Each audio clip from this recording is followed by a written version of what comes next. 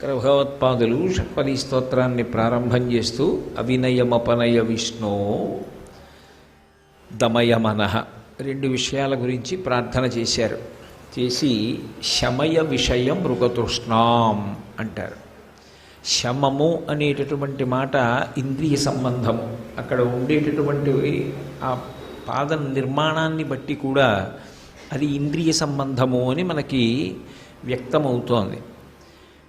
ఈ ఇంద్రియములు ఎప్పుడూ కూడా విషయ సుఖములను వాంఛించి బయటకి ప్రవర్తిస్తూ ఉంటాయి, తిరుగుతూ ఉంటాయి. అది ఎటువంటిది అంటే మృగతృష్ణ వంటిది ఆ సుఖం.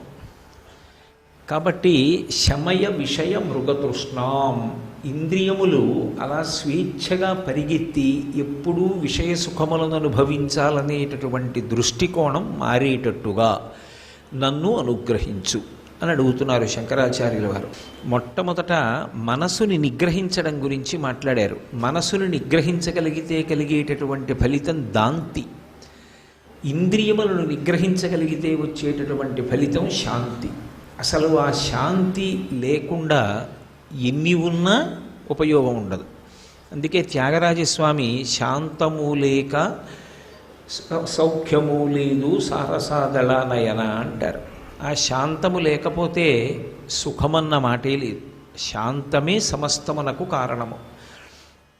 అటువంటి శాంతి దేని వలన కలుగుతుంది అంటే శమము నుండి కలుగుతుంది. శమము అంటే ఇంద్రియములను నిగ్రహించుట అని అర్థం.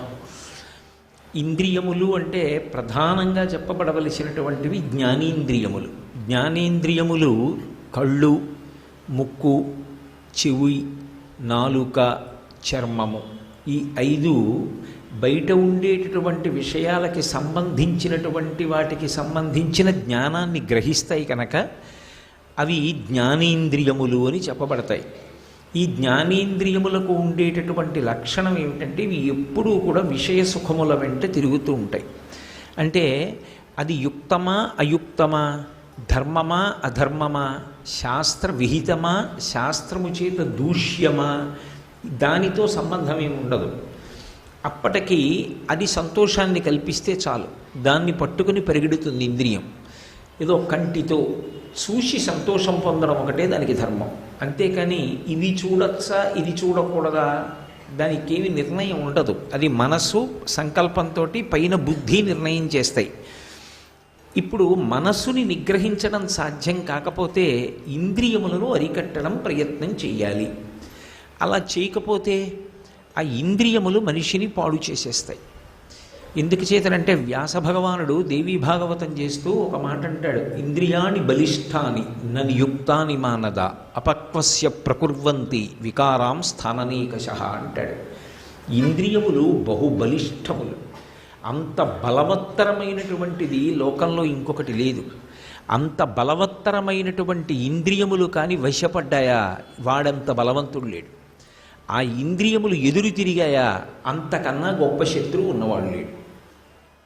కాబట్టి ఇప్పుడు ఇంద్రియములు ఒక్కొక్క ఇంద్రియము ఎంత శక్తిని పొంది ఉంటుంది అంటే మనకి ముకుందమాలలో కూడా చెప్తారు కులశేఖర ఆళ్వారు.